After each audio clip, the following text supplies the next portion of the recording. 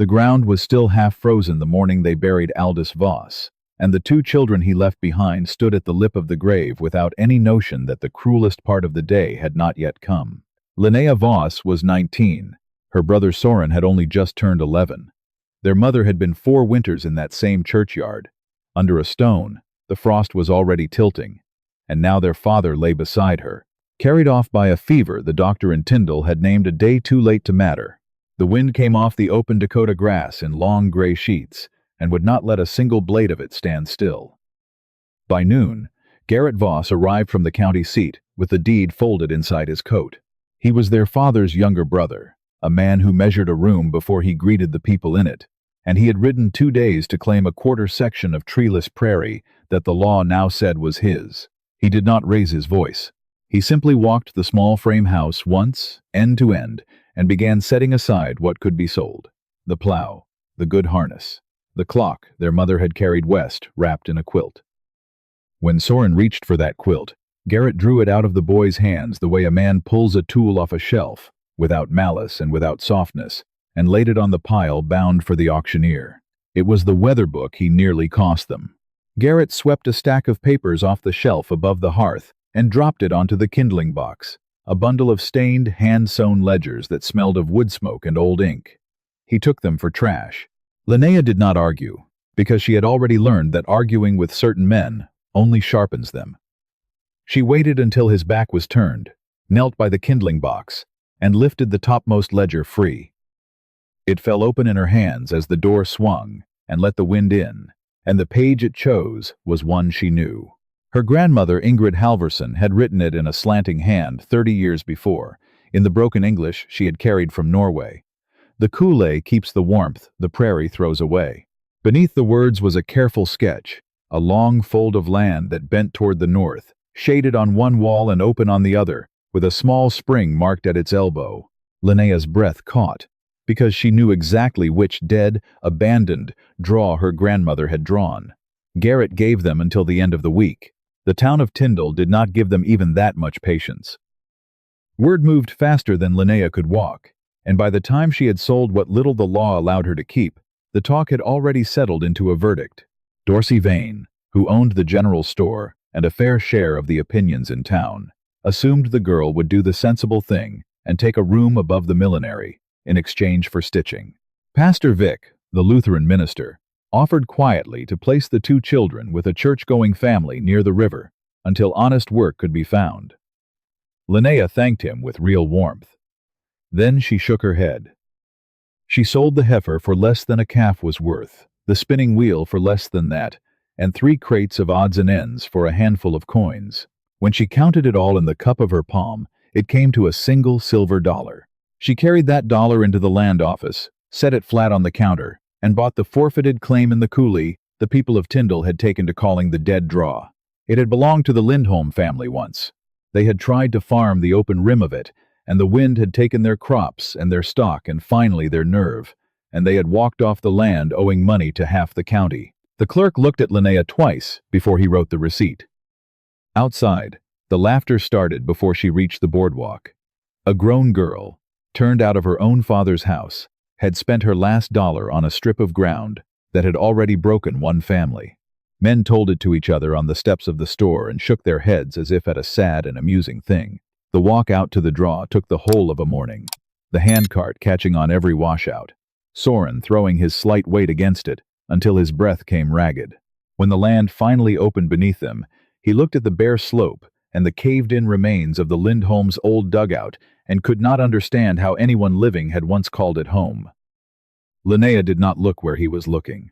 She watched, instead, how the morning sun warmed the southern wall of the bend, while the northern wall held its shadow like a held breath.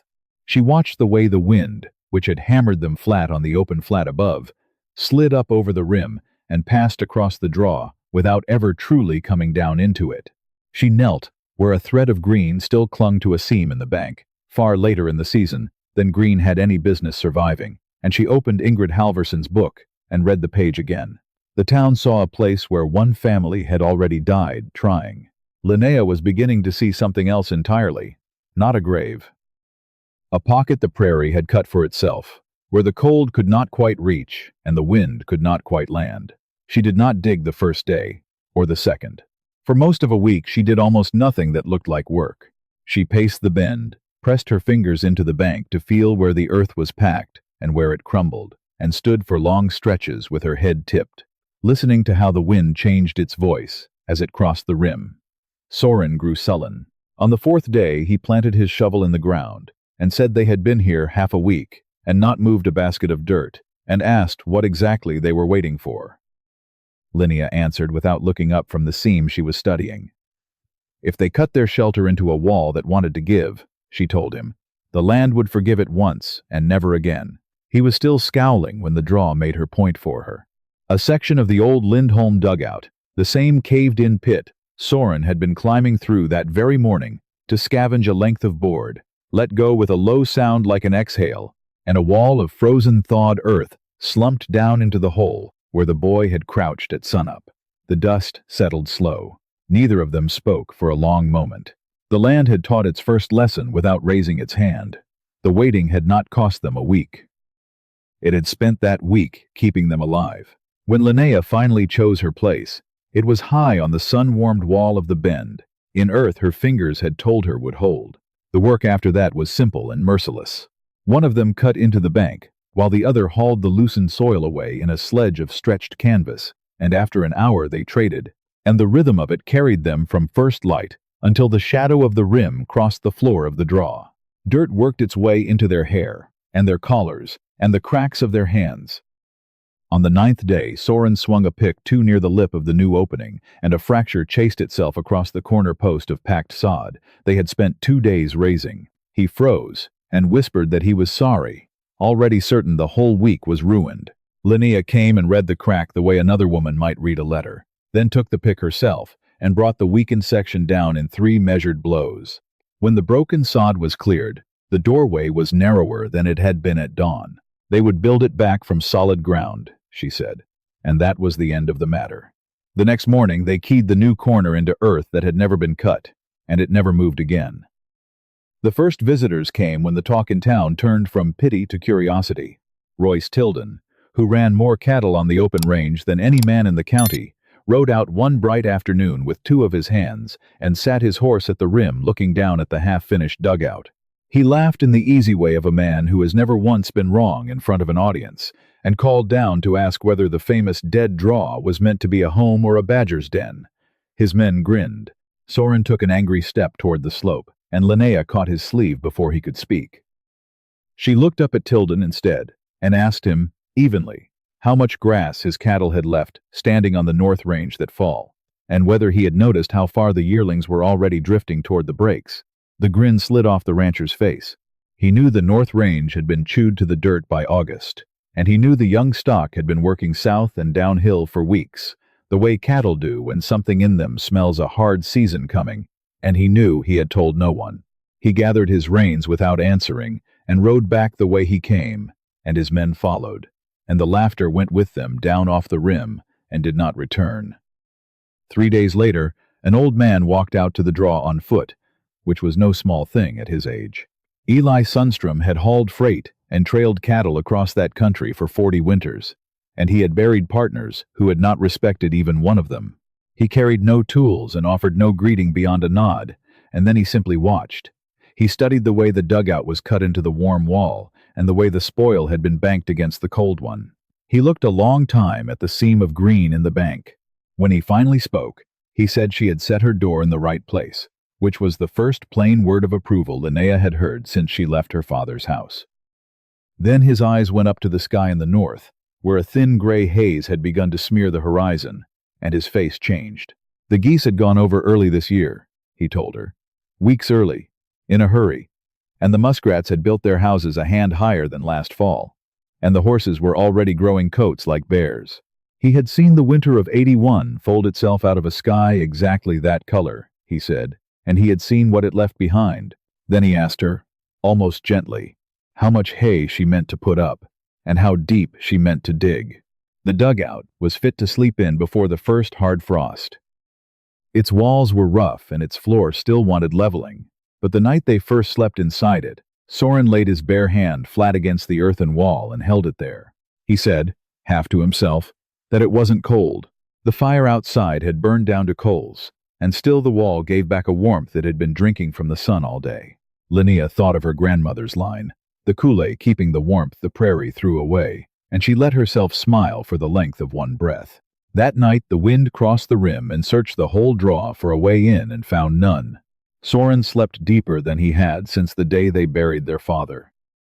Linnea lay awake a while longer, listening to the quiet, and for the first time since they had walked away from the only home she had known, the next morning did not feel like a thing to be survived. Water was the harder problem, and the more dangerous. Ingrid's book marked a weak seep at the elbow of the draw, where the spring she had sketched still pushed a thread of water up through the gravel. If Linnea could dig it out and shelter it, it might give them water all winter, while the open wells in town froze to the rope.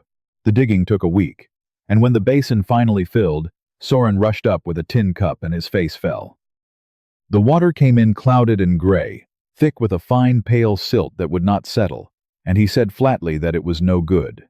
Linnea did not reach for the shovel.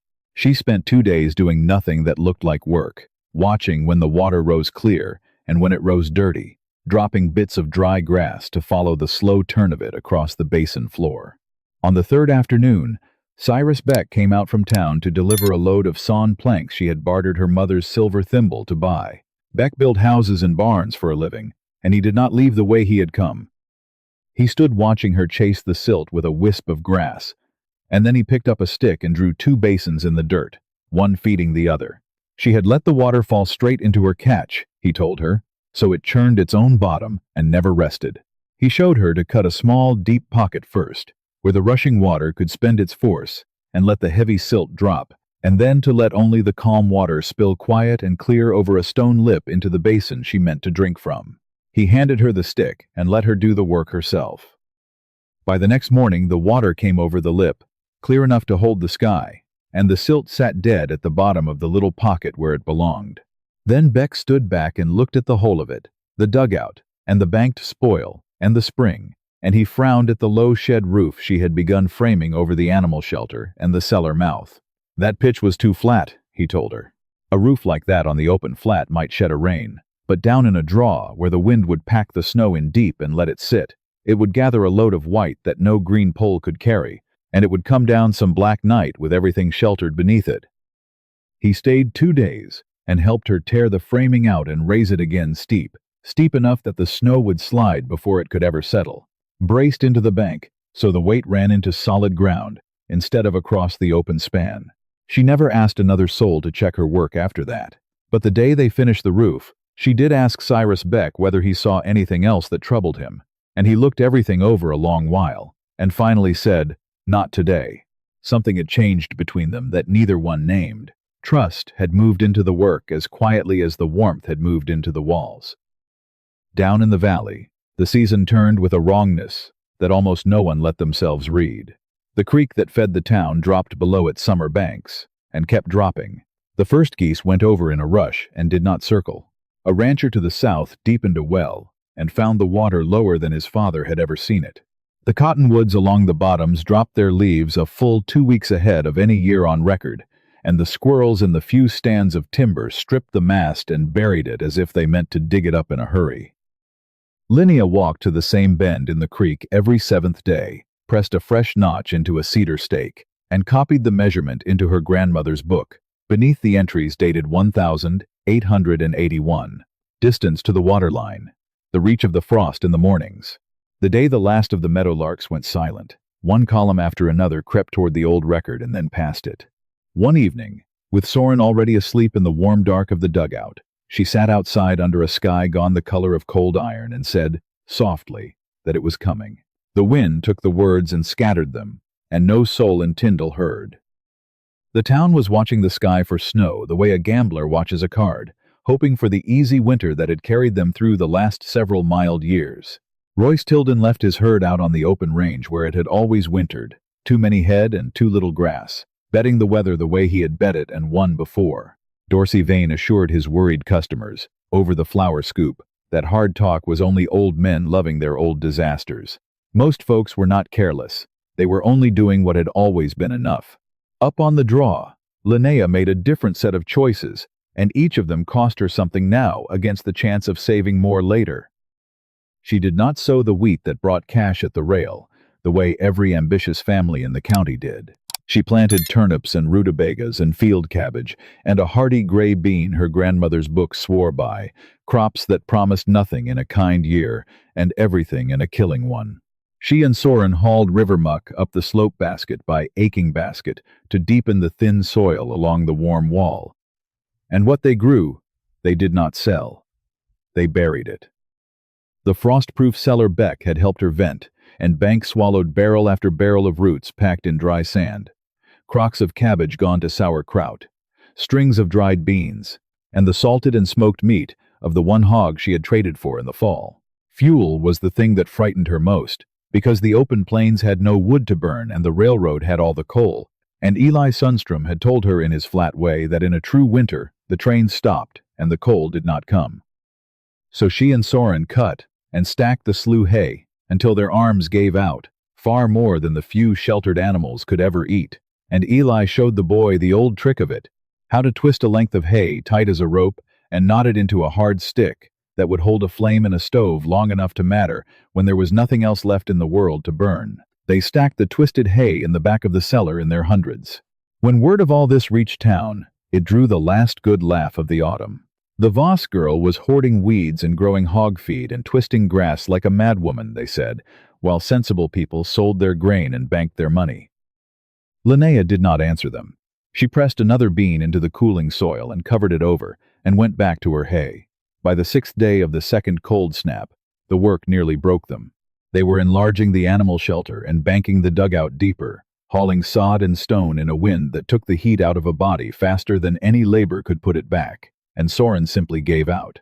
His knees folded under a load of cut sod, and he sat down hard against the frozen bank, gasping, his lips gone the wrong color.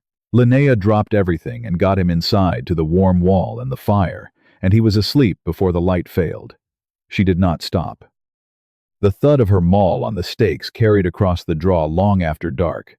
The skin of her palms split, and the cracks filled with frozen grime until she could no longer feel her own hands closing on the handle. The book had promised a winter like a closing fist, and the shelter had to hold before it came. Looking at her bleeding hands, and at her brother sleeping the sleep of the truly spent, she was afraid for the first time that the cost of being ready might break the two of them before the winter ever arrived to test whether she had been right. She had been right. The winter did not so much arrive as fall on the country and crush it. The first great storm came out of a clear afternoon, a wall of white that swallowed the sun and the horizon together inside an hour, and behind it came another, and another, until the storms ran together into a single grinding cold that did not lift for weeks. The creek froze solid to its bed. The open wells in Tindall pumped up slush, and then nothing. The railroad cut filled into the tops of the telegraph poles, and the trains stopped coming, and with them stopped the coal and the flour and the mail and every other thing the town had trusted the world to deliver. Royce Tilden's cattle, with no shelter and no standing grass, turned their tails to the wind and drifted until the fences stopped them, and there they died by the score, frozen on their feet in the drifts, until the bawling that had filled the nights went quiet all at once and stayed quiet. Families who had sold their summer to the grain buyer found their cellars thin and their stove wood gone, and they began burning their fence rails and then their furniture, and a few of them packed what they could onto sledges and tried to reach the river settlements. And not all of those were heard from again. High above the buried valley, the dead draw held. It was no warm paradise. The cold was a living thing that pressed at the dugout door and waited at every seam. But the earthen walls gave back their hoarded heat, and the spring at the elbow ran clear and unfrozen under its bank of sod, and the steep roof shrugged off the snow that crushed flatter roofs all across the county. In the cellar, the roots kept in their sand, and the kraut soured slow in its crocks, and the gray beans waited in their strings, and the twisted hay fed the stove one hard stick at a time when the last splinter of wood was gone. Down in the valley, the people stopped searching the sky. They stood instead in the killing cold and looked up at the one green-fed, smoke-curling place in all that white waste, and not one of them was laughing now. The first to climb to her did not come empty-handed, because money had stopped meaning anything, and only goods could buy a life. A half-frozen farmer led a scrawny milk cow up the trail and traded her for a sack of roots and the right to fill 2 pails at the spring. Hours later, Clem Harrow, who had laughed loudest of all the neighbors back in the fall, came hunched against the wind, leading a single bony heifer he wanted to barter for beans. Linnea knew the animal the moment she saw it. It was the same heifer she had been forced to sell for next to nothing the week her uncle turned them out. It lived on the draw now, and it lived because nothing on that land was ever wasted. The cow ate the tough outer leaves, the family would not, and what she gave back went into the deep soil that would feed them all again come spring. But barter could not reach the truly destitute, and the day came when a woman climbed the trail with nothing in her hands at all. Ada Brevik was a widow with 2 small children and a third on the way, and she stood in the doorway with her face hollowed out by hunger and said that her littlest had not eaten since the morning before. There was food in the cellar, not a great deal, but enough for that. Linnea sat the family by the fire, and Soren brought out bread and a bowl of bean stew and tin cups of warm milk, and the children ate without leaving a crumb, their eyes lighting at the milk as though they had forgotten such a thing existed. Afterward, when the Breviks slept, Linnea opened a plain ledger she had kept since the first snow and ran her finger down its columns. Every barrel of roots, every crock, every string of beans, every gallon the spring could give. The arithmetic was pitiless. If she opened her cellar and divided it evenly among every starving soul in the valley, it would all be gone inside 2 weeks, and after that every one of them, Soren and herself, and the Breviks among them, would starve together in the dark. There was no kindness in the numbers, and no way to argue with them. Late that night Eli Sundstrom came stamping in out of the cold, having walked the rim to check her chimney smoke the way he checked on the few people he had decided were worth the trouble. She turned the ledger toward him and said quietly that she could feed them today, but she could not feed a whole town until the thaw. The old man read the columns a long time before he closed the book. "Then don't set out to feed a line of hungry people," he told her. "Set out to teach them how to keep themselves fed." The words stayed with her after he had gone back out into the dark. That night, she opened her grandmother's book and wrote a single line of her own beneath the last entry, in a hand not so different from Ingrid Halverson's. "Bread runs out. The knowing of how to keep it never does." She sat looking at it a long while. The answer had never been to keep filling other people's bowls until her own was empty. The answer was to put the knowing into enough hands that the bowls would never empty all at once again. There came a lull then, the way there always does. A still, cold week between the great storms, when a sledge could move and a person could think. Linnea sent Soren down to town with a message, and the back room of Dorsey Vane's store filled before dark with the men and women who ran what was left of Tindall. She did not come with a speech. She emptied a canvas satchel onto the long table. Ingrid Halverson's weather books, her own cedar stake measurements, the columns of frost dates and water lines and the days the birds had gone silent, the careful figures of what a banked cellar and a sheltered draw and a stack of twisted hay could carry a family through. No one interrupted. Royce Tilden, who had lost nearly every head he owned out on the open range, laid his ruined hands flat on the table and studied the dates and said, lo, that the grass had failed and the stock had started to drift weeks before the first flake fell, and that he had seen it and named it nothing. Dorsey Vane went through the figures longer than anyone, because every line of them matched what his own customers had been telling him across the counter for 2 months, while he called it old men's talk. The facts had been piling up in plain sight, Linnea told them, long before anyone was willing to change his mind. She did not remind them that they had laughed. She only said that she was not asking anyone to take her word for any of it. She was asking them to believe the things they could go out and measure for themselves. The room went quiet, and it was no longer the uneasy quiet of doubt. It was the quiet that falls over people when the evidence has left them nothing left to argue. By the next morning they were at the foot of the draw, with shovels worn smooth by other years, and axes, and sledges loaded with planks. Dorsey Vane had pulled off his own warehouse without making a speech about it. There was no time to build anyone a new home before the next storm. The winter was already half over. So Linnea spread a rough map across the table of a wagon and divided the lull differently. One crew banked the soddies in town deep with snow and sod so the walls would hold their heat. Another dug frost-proof pits to get what little food remained below the killing frost. Others widened the trail to the spring, twisted hay until their hands bled the way hers had, and built a low common shelter of banked sod, where the families with nothing could keep warm together through the worst of what was still coming. The boy who carried Linnea's water became the boy who showed two grown men how to knot a haystick tight enough to burn.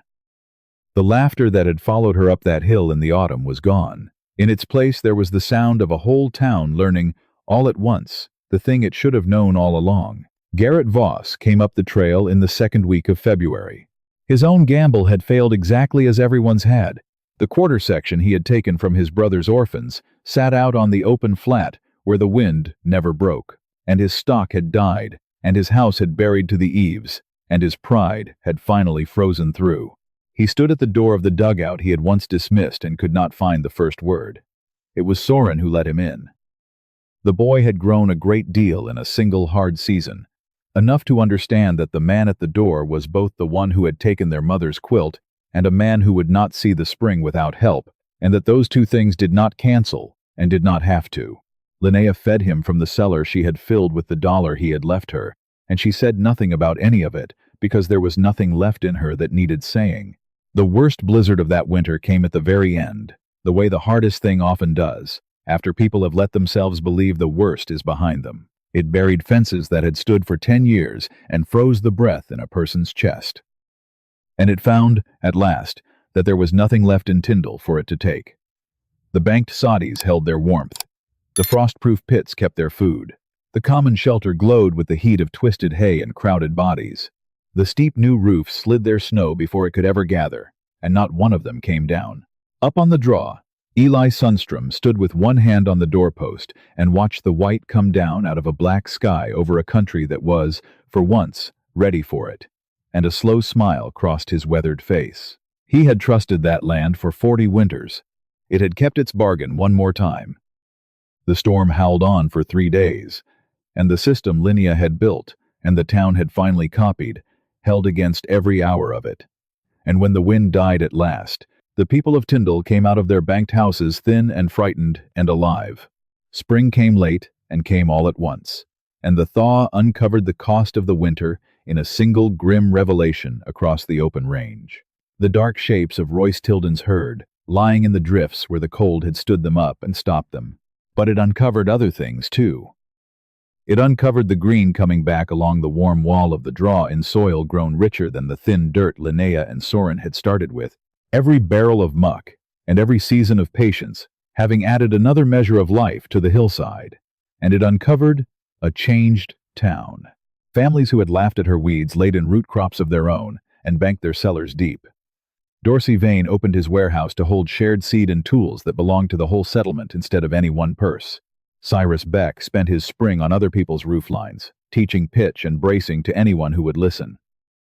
Eli Sundstrom, who had outlived everyone who ever doubted him, spent his afternoons on porches showing younger men how to read the geese and the muskrats and the color of a northern sky. No one needed Linnea to inspect every cellar and every roof anymore, and that was exactly what she had hoped for.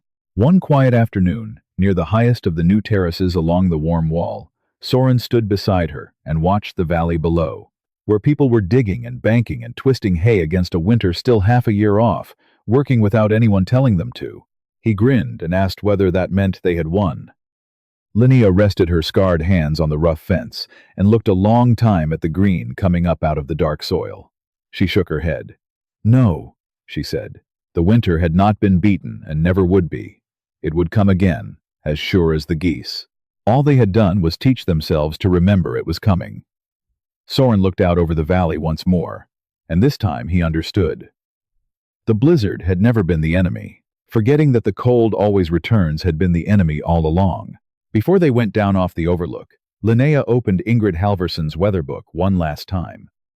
The leather was more cracked than the day she had pulled it out of her uncle's kindling box, and the first page still held her grandmother's slanting line about the coolie keeping the warmth the prairie threw away. Beneath it, beneath her own line about bread and the knowing of how to keep it, she took a stub of charcoal and added one more, to finish what the two women before her had begun.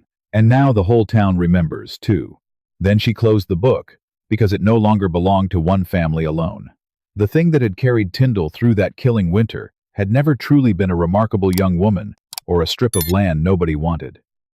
It had been a town that finally chose patient watching over easy hope, and the knowing of a thing over the wishing of it, and that learned, almost too late, to read the bargains the land had been offering all along. Long after that winter became only a story told beside warm stoves. The draw still held its green, the spring still ran clear under the snow, and the high cold country kept giving back the warmth that the people, at last, had remembered how to keep. Linnea never beat the winter, and she never tried to. She just learned to listen to what the land kept whispering, and put up a little more than she needed. That's the quiet gift any of us can give. Watch the small signs, prepare while the sun still shines, and keep enough in the cellar to feed the neighbor at the door. Patience and a full pantry of kindness outlast any storm.